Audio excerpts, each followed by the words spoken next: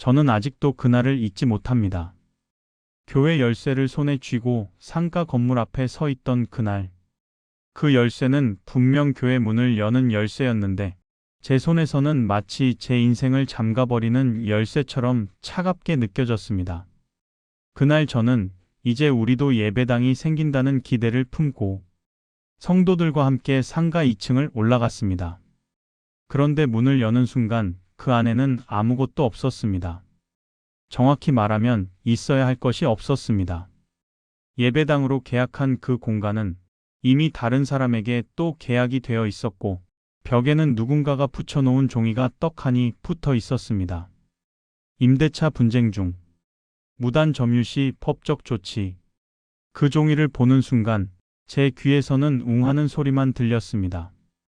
성도들이 제 뒤에서 조용히 숨을 삼켰고 누군가는 목사님하고 제 이름을 불렀습니다. 저는 그때 목사였는데도 그 자리에 서서 눈앞이 하얘지고 무릎이 풀렸습니다.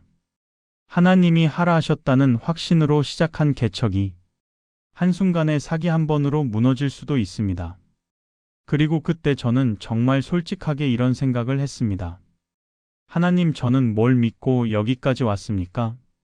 오늘은 제가 개척 상가교회를 준비하다가 부동산 사기를 당하고 완전히 좌절했던 한 목사로서 그 절망의 바닥에서 하나님이 어떻게 저를 다시 일으키셨는지 그리고 교회가 무엇인지 끝까지 붙잡고 가르쳐 주신 이야기를 나누려고 합니다. 이 간증은요, 끝까지 들으시면 분명 이렇게 고백하게 되실 겁니다. 하나님은 사람을 속이지 않으시는구나. 저는 이정호입니다. 지금은 목사지만 한때는 그냥 평범한 직장인이었습니다. 1976년생, 평택 출신. 저는 장남으로 고등학교를 졸업하고 바로 취직했습니다. 대학은 안 갔습니다.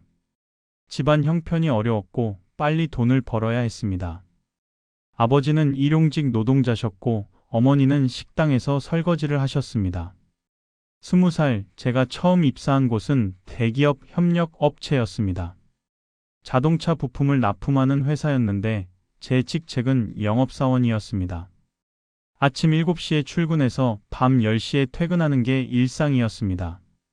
주말에도 거래처 사장님들 골프장 따라다니고 술자리 세팅하고 명절 때는 선물 돌리고 그게 제 20대였습니다. 30대가 되자 결혼을 했습니다. 아내 이름은 김미선. 같은 회사 격리부에서 일하던 여자였습니다. 조용하고 야무진 사람이었습니다. 아내는 제가 술 먹고 들어오는 날이면 말없이 물 한 잔 내밀어 줬습니다. 한 번도 잔소리를 안 했습니다. 그게 오히려 저를 더 미안하게 만들었습니다. 아이는 둘을 낳았습니다. 큰딸 지우, 작은아들 준서. 지우가 초등학교에 들어가던 해 저는 과장으로 승진했습니다. 월급이 조금 올랐지만 압박은 더 심해졌습니다. 이번 분기 실적 어떻게 할 거야? 경쟁사가 단가 낮춰서 들어왔는데 어쩔 거야? 이정호 과장, 요즘 집중력이 떨어진 것 같은데? 저는 그 말들을 들으면서 매일 밤 소주를 마셨습니다. 집에 가는 게 두려웠습니다. 아내 얼굴을 보는 게 부담스러웠습니다. 왜냐하면 제 얼굴에는 지친 남자라고 적혀 있을 게 뻔했으니까요. 그러던 어느 날이었습니다. 회사 회식 자리였습니다. 상무님이 오늘은 무조건 2차 간다고 했고 저는 내 말고는 할 말이 없었습니다. 고깃집에서 소주 반 병, 2차 포장마차에서 소주 한 병 반. 그 정도면 저는 괜찮았습니다. 술은 잘 마시는 편이었으니까요. 그런데 그날 갑자기 숨이 막혔습니다. 가슴이 답답하고 심장이 빠르게 뛰기 시작하고 식은땀이 났습니다. 저는 자리에서 일어나 화장실로 뛰어갔습니다. 변기에 엎드려 토하려고 했는데 아무것도 안 나왔습니다. 그냥 헛구역질만 났습니다. 그리고 저는 그 차가운 타일 바닥에 주저앉았습니다. 나는 왜 사는 거지? 그 질문이 갑자기 제 머릿속에 떠올랐습니다. 이상했습니다. 저는 그런 철학적인 생각을 해본 적이 없었거든요. 그냥 오늘 실적 어떻게 채우지, 이번 달 카드값 어떻게 갚지. 그런 생각만 했었는데 그날은 달랐습니다.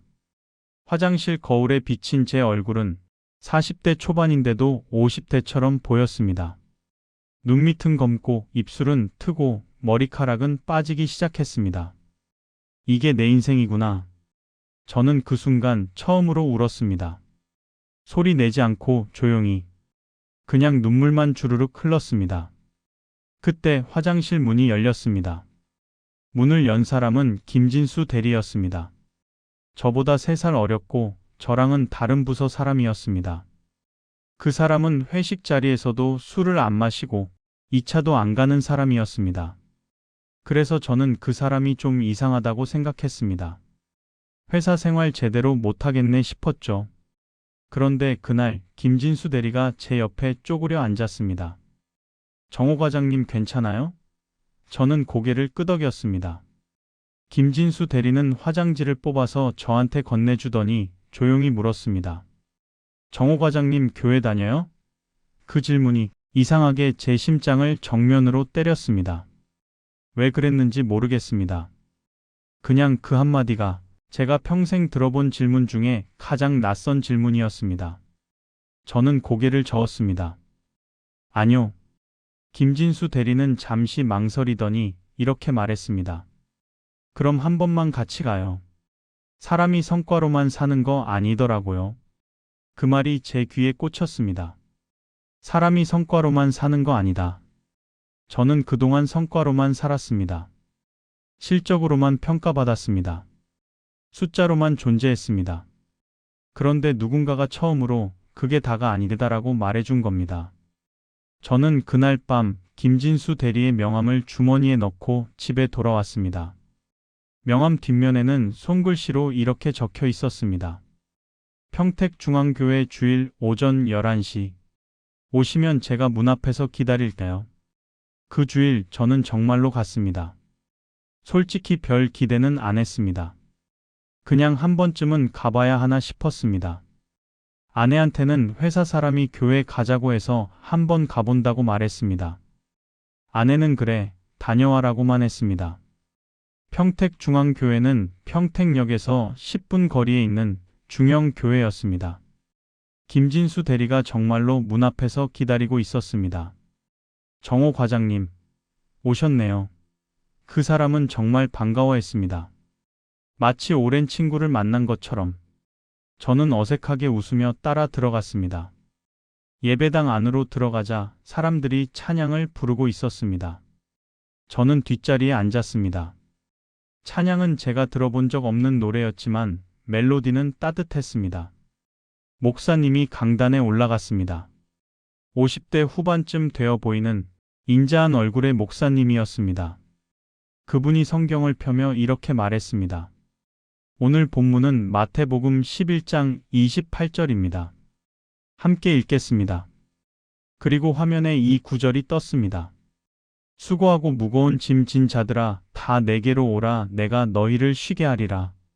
저는 그 문장을 읽는 순간 가슴이 먹먹해졌습니다. 수고하고 무거운 짐 진 자들아. 그게 저였습니다. 저는 평생 무거운 짐을 지고 살았습니다. 가족을 먹여 살려야 한다는 짐, 실적을 채워야 한다는 짐, 인정받아야 한다는 짐. 그 짐들이 너무 무거워서 저는 화장실 바닥에 주저앉았던 겁니다. 그런데 지금 누군가가 말하고 있었습니다. 내게로 오라. 내가 너희를 쉬게 하리라. 목사님의 설교는 길지 않았습니다. 30분 정도였습니다. 그런데 그 30분 동안 저는 한 번도 딴 생각을 하지 않았습니다. 그냥 마음이 편했습니다. 예배가 끝나고 한 권사님이 제게 다가왔습니다. 60대쯤 되어 보이는 인자한 얼굴의 여성이었습니다. 아이고, 새로 오셨어요? 얼굴이 참 마음고생이 많았구먼. 그 권사님은 제 손을 꼭 잡으며 말했습니다. 오늘 오신 거 하나님이 아시네. 앞으로 자주 나와요. 그 말 한마디에 저는 또 눈물이 났습니다. 회사에서는 아무도 제 마음을 물어보지 않았습니다. 그런데 교회에서는 처음 본 사람이 제 얼굴만 보고도 마음을 알아주는 것 같았습니다. 저는 그날 집에 돌아와서 처음으로 성경을 폈습니다. 그 후로 저는 교회를 다니기 시작했습니다. 처음에는 일주일에 한 번, 주일만 갔습니다. 그런데 몇 주가 지나자 수요일 저녁 예배에도 가고 싶어졌습니다. 새벽 기도에는 아직 부담스러웠지만 주일과 수요일은 꼭 갔습니다. 그리고 신기한 일이 일어났습니다. 술이 줄었습니다. 예전에는 거의 매일 소주를 마셨는데 어느 순간부터 술자리가 부담스러워졌습니다. 2차도 안 가게 되었습니다. 대신 집에 일찍 들어갔습니다. 아내는 처음에 의아해했습니다. 당신 무슨 일 있어? 아니, 그냥 교회 다니니까 마음이 편해. 아내는 제 얼굴을 한참 보더니 조용히 웃었습니다. 당신 예전에는 웃는 얼굴이 없었는데 요즘은 눈빛이 살아있어. 그 말이 참 고마웠습니다. 아이들도 변화를 느꼈습니다. 큰딸 지우가 어느 날 이렇게 말했습니다. 아빠, 요즘 화 안 내? 저는 깜짝 놀랐습니다. 제가 화를 많이 냈었나 싶었습니다. 그런데 생각해보니 예전에는 아이들한테 짜증을 많이 냈습니다. 조용히 해. 아빠 피곤하니까 나중에. 그런 말들을요. 그런데 교회를 다니고 나서 제 안에 여유가 생겼습니다. 아이들 얘기를 들어줄 수 있게 되었습니다. 그렇게 3년이 흘렀습니다. 어느 날 김진수 대리가 이런 말을 했습니다. 정호 과장님, 신학교 가볼 생각 없어요? 저는 웃으며 손을 저었습니다. 무슨 소리야? 나 같은 사람이 무슨 신학교를? 왜요? 하나님이 쓰실 사람은 따로 정해진 게 아닌데요. 그 말이 제 마음에 남았습니다. 그날 밤 저는 아내에게 조심스럽게 물었습니다. 미선아, 내가 만약에 신학교를 간다고 하면 어떻게 생각해? 아내는 설거지하던 손을 멈추고 저를 돌아봤습니다. 당신이 하고 싶으면 해. 나는 반대 안 해. 근데 돈이 드는데? 당신이 술 안 먹으니까 돈 많이 모였어. 그걸로 하면 돼. 저는 그 말에 눈물이 났습니다. 저는 그렇게 믿음이 자라고 늦은 나이에 신학교를 갔습니다. 신학교를 다니는 3년 동안 저는 평택중앙교회에서 전도사로 섬겼습니다. 청년부를 맡았고 새벽 기도에 인도를 했고 신방을 다녔습니다. 2024년 2월 저는 목사 안수를 받았습니다. 늦은 나이였지만 저는 감사했습니다. 안수를 받고 나서 담임 목사님이 저를 불렀습니다. 정호 목사, 이제 어떻게 할 거야? 부목사로 계속 섬기고 싶습니다. 담임 목사님은 고개를 저었습니다. 아니야. 자네는 나가야 해. 저는 깜짝 놀랐습니다. 목사님, 무슨 말씀이세요? 자네는 이 교회에 머물 사람이 아니야. 밖에서 새로운 교회를 시작해야 해. 그 말이 제 가슴을 쳤습니다. 개척 말씀이신가요? 담임 목사님은 고개를 끄덕였습니다. 자네는 사람의 아픔을 아는 사람이야. 그런 사람이 필요한 곳이 있어. 저는 그날 밤 잠을 못 잤습니다. 개척 그 단어가 제 머릿속을 맴돌았습니다. 며칠 뒤 저는 아내와 진지하게 대화를 나눴습니다. 미선아, 나 개척해볼까 해. 아내는 설거지를 멈추고 저를 돌아봤습니다. 어디서? 평택 어디든 작은 공간이라도 괜찮아. 아내는 한참을 생각하더니 조용히 말했습니다. 당신 하고 싶으면 해. 근데 무리하지는 마. 그 말이 저를 움직이게 했습니다. 제가 개척을 결심했을 때 주변에서 다 말렸습니다. 목사님, 요즘 개척이 얼마나 힘든데요? 상가교회는 임대료가 감당이 안 됩니다. 사람이 안 모이면 바로 끝이에요. 맞는 말이죠. 맞는데도 제 마음속에는 이상하게 확신 같은 게 있었어요. 하나님이 하라 하시면 하자. 그리고 저는 기도를 시작했습니다. 저는 평택의 여러 지역을 걸었습니다. 신도시 쪽은 임대료가 비쌌고 구도심 쪽은 유동인구가 적었습니다. 그런데 어느 날 평택역에서 조금 떨어진 상권을 걷는데 2층에 빈 상가가 하나 보였습니다. 계단이 넓고 1층에는 편의점과 카페가 있고 2층은 학원들이 있었어요. 제가 그 계단을 올라가면서 이상하게 가슴이 두근거렸습니다. 여기가 될 수도 있겠다. 그 상가 2층 끝쪽, 이전엔 요가원이었던 자리인데 창문으로 빛이 잘 들어왔습니다. 저는 그곳에서 혼자 서서 기도했습니다. 하나님, 여기라면 사람들이 쉽게 오겠죠? 여기서 예배드리면 지친 사람들이 숨 쉴 수 있겠죠? 그때 바닥이 차가웠는데 마음은 묘하게 따뜻했습니다. 저는 그날 집에 돌아와 아내에게 말했습니다. 미선아, 나 오늘 자리 하나 봤는데 마음이 이상해. 딱 거기서 예배드리고 싶어. 아내는 걱정스러운 얼굴로 조용히 물었습니다. 임대료는 감당돼? 보증금은 있어? 저는 솔직히 충분하지 않았습니다. 그런데 제가 그때 무슨 말을 했는지 아세요? 하나님이 하라 하셨으니까 길을 열어주시겠지. 지금 생각하면 그 말이 얼마나 믿음 같으면서도 한편으로는 무모함이었는지 그때는 몰랐습니다. 며칠 뒤 제가 그 상가를 다시 보러 갔을 때 부동산에서 한 사람이 나왔습니다. 명함에는 이렇게 적혀 있었어요. 박성철 공인중개사, 평택 제일부동산. 나이는 50대 후반쯤, 말투는 친절했고 제가 목사라는 걸 알자 유난히 공손했습니다. 아이고 목사님, 교회 하실 자리 찾으세요? 아, 이 자리 좋죠. 여기 진짜 잘 돼요. 그분은 저에게 커피를 사주며 상가 이야기를 술술했습니다. 여기 원래 학원 자리였거든요. 근데 지금 공실이라 임대인이 급하게 내놨어요. 임대인이 누구죠? 아, 임대인은 서울에 계신 분이에요. 근데 요즘 관리가 힘들어서 빨리 세를 주고 싶어 하세요. 그 말이 저에게는 기회처럼 들렸습니다. 박 소장은 계약을 서두르는 듯 했습니다. 목사님, 요즘 이런 자리 금방 나가요. 교회는 더 빨리 결정하셔야 돼요.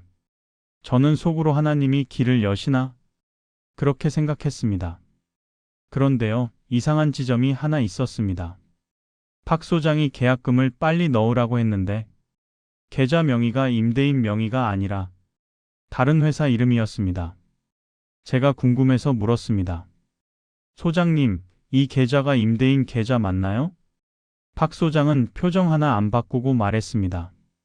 아, 목사님. 임대인이 사업체를 하나 운영하셔서 관리비랑 세금 정리를 그쪽으로 받으세요. 그럴듯했습니다. 저는 부동산 계약 경험이 많지 않았고 공인중개사라는 타이틀이 저를 안심시켰습니다. 그리고 솔직히 저는 그때 너무 간절했습니다.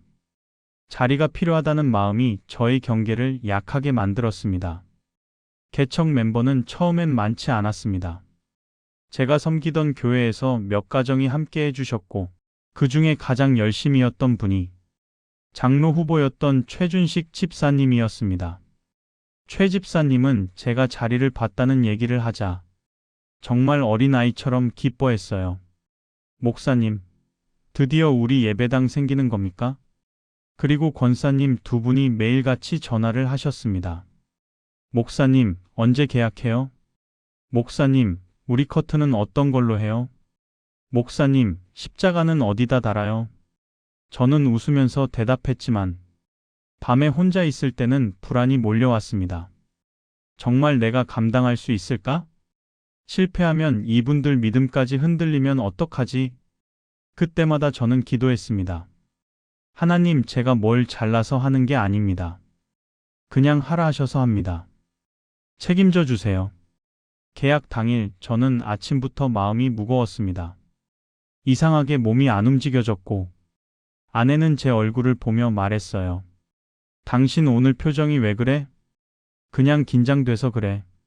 그런데 아내가 조용히 이런 말을 했습니다. 여보, 오늘 계약 다시 한 번만 확인해보고 하면 안 돼? 그 말이 정말 조용하게 제 귀를 스쳤는데요. 제가 그때 뭐라고 했는지 아세요?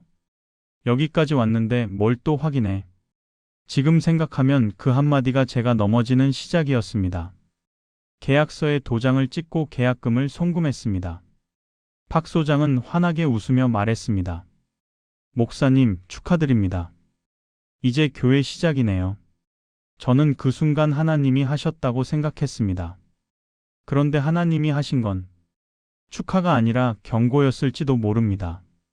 계약 후 잔금 날짜를 기다리며 저희는 예배당을 꾸밀 준비를 했습니다.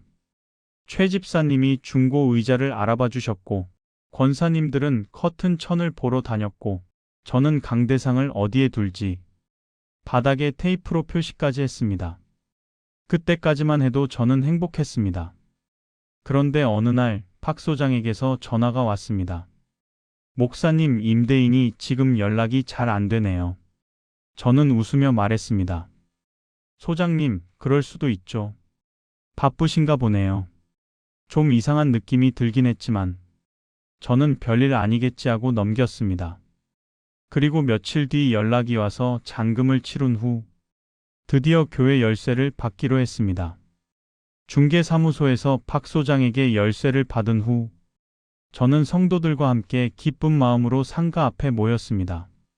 최 집사님은 양복을 차려입고 오셨고, 권사님들은 떡을 해오셨습니다. 목사님, 오늘 첫 예배 드리는 거죠? 저는 고개를 끄덕이며 문을 향해 올라갔습니다. 그런데 들어가려는 문 앞에서 그 종이를 봤습니다. 임대차 분쟁 중. 그 순간 최 집사님이 저를 바라봤습니다. 목사님, 이게 무슨 말입니까? 저는 당황한 채 대답을 못했습니다.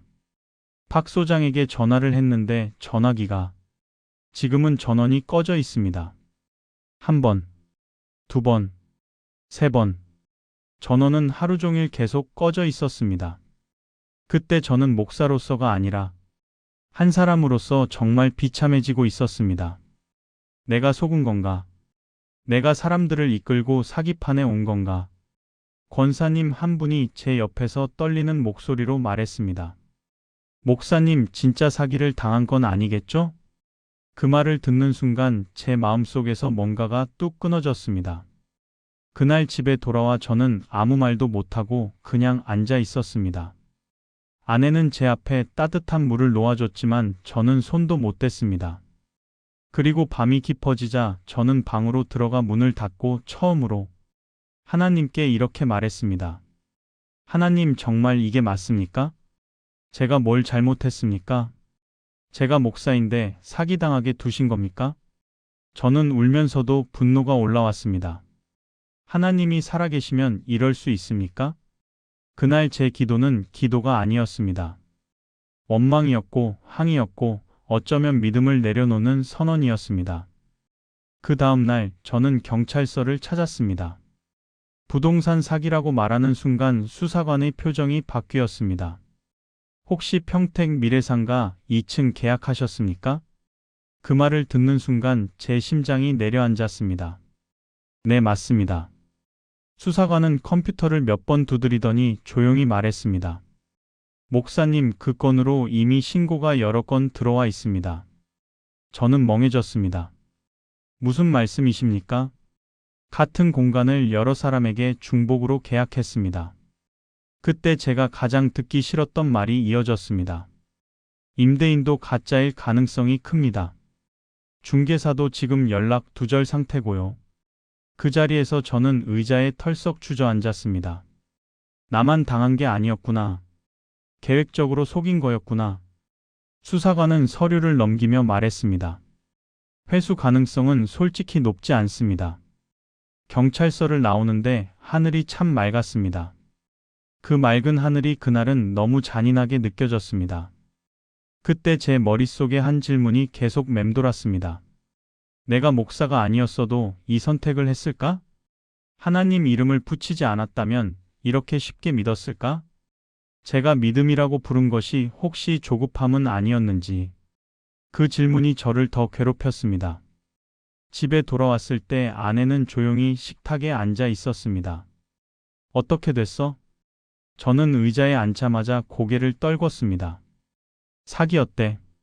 아내는 아무 말도 하지 않았습니다. 잠시 후 이렇게 말했습니다. 얼마야? 금액을 말하는 순간 아내의 얼굴이 굳었습니다. 그 돈은 우리 집 전부는 아니었지만 감당하기엔 너무 큰 돈이었습니다. 아내는 한참을 말이 없다가 조용히 말했습니다. 여보, 나 당신 목회 반대 안 했잖아. 그 말에 가슴이 철렁했습니다. 근데 이건 믿음의 문제가 아니라 생활의 문제야. 그날 아내는 울지 않았습니다. 울지 않는 게 더 무서웠습니다. 그 주 수요일 저는 성도들을 불렀습니다. 장소는 한 집사님 집 거실이었습니다. 저는 사실대로 말했습니다. 여러분 사기가 맞습니다. 교회를 위해 정성껏 모아주신 돈은 당분간 회수하기 어려울 것 같습니다. 말을 하면서 저는 계속 고개를 숙였습니다. 그때 최준식 집사님이 입을 열었습니다. 목사님, 저는 속으로 혼날 준비를 하고 있었습니다. 그런데 집사님은 이렇게 말했습니다. 목사님이 우리 돈 훔친 거 아닙니다. 속인 사람은 따로 있습니다. 그리고 이어서 이 말을 하셨습니다. 우리가 교회를 시작한 건 건물 때문이 아니잖아요. 그 말에 권사님 한 분이 울기 시작했고 다른 분들도 조용히 눈물을 닦았습니다. 사건이 알려지고 경찰 조사가 진행되면서 저는 하나씩 사실을 알게 되었습니다. 그 박성철 소장이라는 사람은 공인중개사 자격증도 이미 말소된 상태였고 부동산 사무실 역시 정식 등록이 아닌 유령 사무실이었습니다. 더 충격적인 건 그가 사용한 명함과 간판조차 전부 가짜였다는 사실이었습니다. 경찰이 말했습니다. 목사님, 이 사람은 몇 년 동안 이 방식으로 사람들을 속였습니다. 그 말을 듣는 순간 제 머릿속이 하얘졌습니다. 나는 사람을 살리겠다고 교회를 시작했는데 사람을 더 힘들게 만든 목사가 됐구나. 그날 밤 저는 혼자 차를 몰고 한참을 돌아다녔습니다. 라디오에서는 찬송가도 아닌 아무 의미 없는 음악이 흘렀습니다.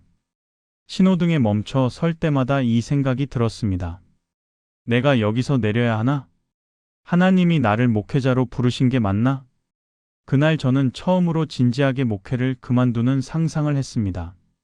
사람들 앞에서 죄송합니다라고 말하고 성경을 덮고 평범한 삶으로 돌아가는 모습? 그 상상이 이상하게도 조금은 편안해 보였습니다. 집에 들어왔을 때 아내는 거실에 앉아 있었습니다. 제가 아무 말도 안 하자 아내가 먼저 물었습니다. 당신 목회 그만두고 싶어? 그 질문에 저는 고개를 끄덕였습니다. 아내는 한참을 말없이 있다가 이렇게 말했습니다.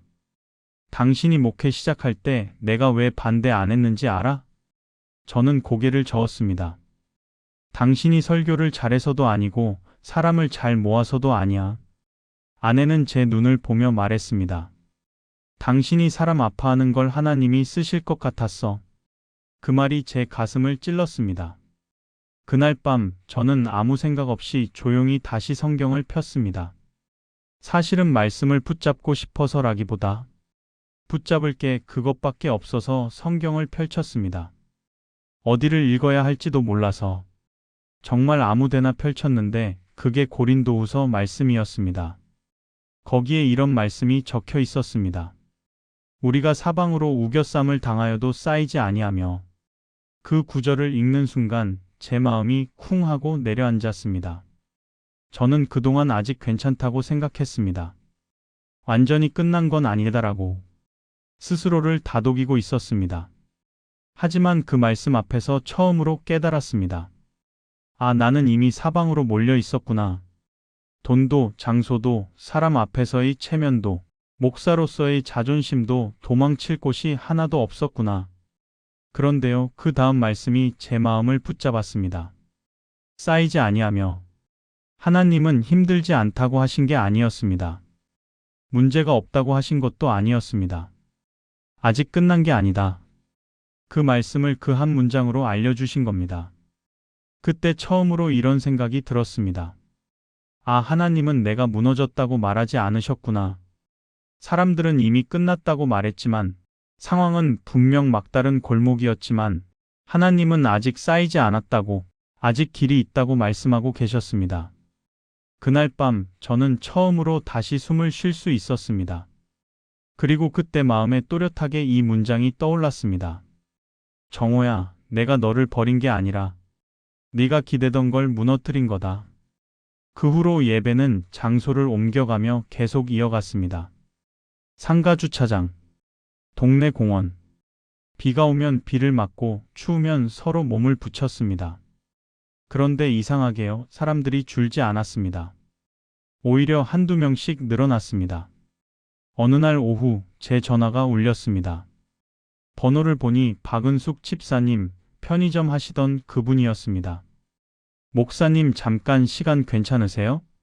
목소리가 조심스러웠습니다. 집사님, 무슨 일 있으세요? 잠시 머뭇거리더니 이렇게 말했습니다. 목사님, 저희 집에서 예배드리면 안 될까요? 그 말에 제가 말을 잇지 못했습니다. 집사님 집에서요? 네. 거실이 넓진 않지만 사람 15명 정도는 앉을 수 있어요. 그 주일 우리는 박은숙 집사님 집 거실에 모였습니다. 소파를 벽으로 밀고 식탁을 접고 작은 테이블 하나를 강대상처럼 놓았습니다. 찬양을 부르는데 아이 울음소리가 들렸고 부엌에서는 가스 불 켜지는 소리가 났습니다. 그런데요, 이상했습니다. 그 어느 예배보다 하나님의 임재가 진했습니다. 설교를 하다 저는 말을 멈추고 울기 시작했습니다. 여러분, 제가 목사로서 많이 부끄럽습니다. 그 말에 성도들도 같이 울었습니다. 그 예배가 끝날 무렵 최준식 집사님이 손을 들었습니다. 목사님, 한 말씀만 해도 될까요? 집사님은 떨리는 목소리로 말했습니다. 사실 이번 일로 저도 시험 들 뻔했습니다. 근데요, 주차장에서 예배드리던 날 제가 이런 생각이 들더라고요. 집사님은 눈물을 닦으며 말했습니다. 아, 초대교회가 이랬겠구나. 그 말에 모두가 조용해졌습니다. 이상하게도 그 이후부터 사람들이 오기 시작했습니다.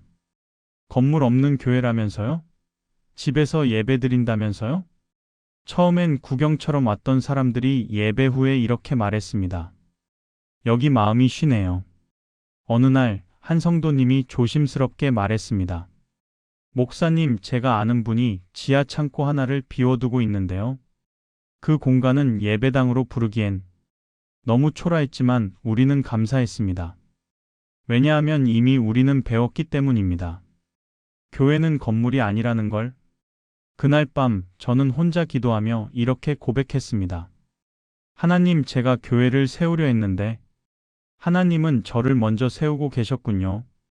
지하 창고 같은 공간에서 우리는 예배를 드리기 시작했습니다.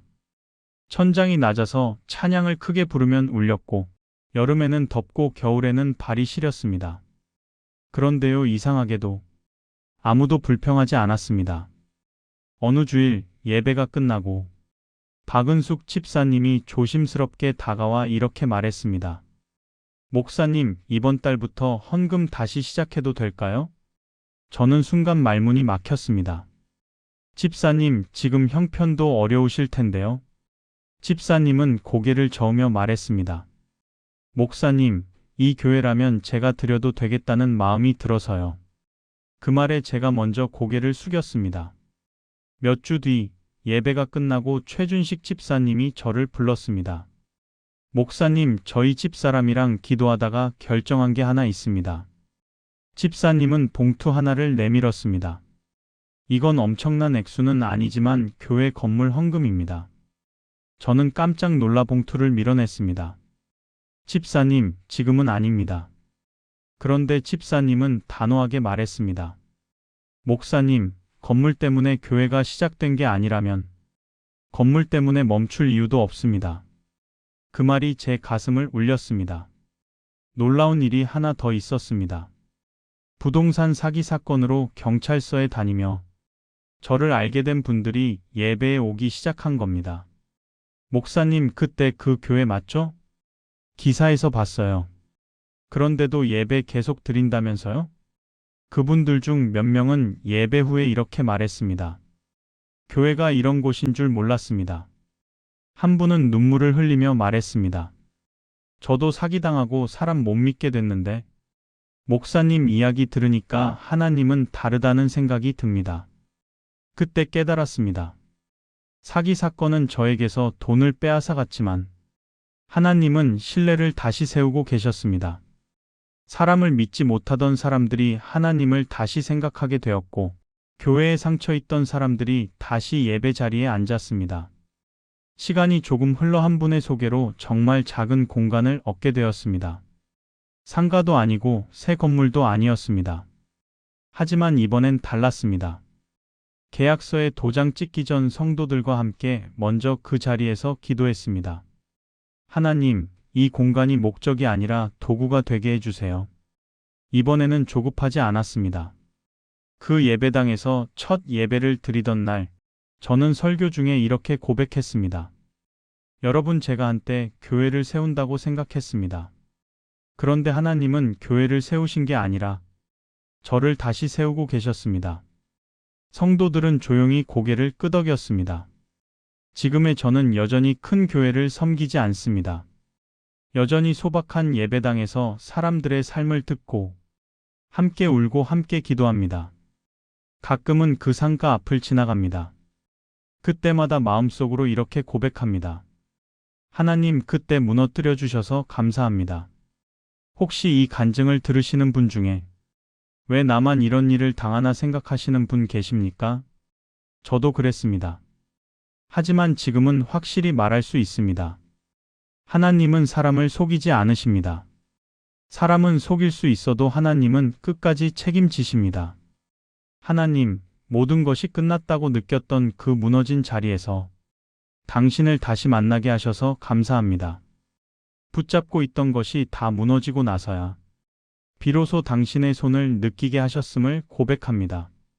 건물이 아니라 사람을 보게 하시고, 성과가 아니라 믿음을 붙잡게 하시고, 잘 되고 있을 때가 아니라 아무것도 할 수 없을 때에도 여전히 함께 계신 하나님을 알게 하셔서 감사합니다. 이 간증을 듣는 성도님의 밤이 조금이라도 덜 외롭기를, 지금 눈앞이 캄캄해서 앞이 보이지 않는 분에게 이 이야기가 작은 불빛 하나가 되기를 진심으로 바랍니다. 혹시 지금 모든 게 무너진 것 같으신가요? 기도해도 달라지는 게 없고 믿음마저 흔들리는 자리라면 이 말만은 꼭 기억해 주세요. 하나님은 무너진 자리에서 사람을 버리시는 분이 아니라 그 자리에서 다시 시작하시는 분이십니다. 이 간증이 성도님의 이야기처럼 느껴졌다면 조용히 좋아요 한번 눌러주시고, 혹시 마음에 남는 기도 제목이나 지금 겪고 계신 이야기가 있다면 댓글로 남겨주세요. 저는 그 글을 함께 읽고 함께 기도하겠습니다. 오늘도 성도님들의 하루 끝에 하나님이 함께 계시길 바랍니다.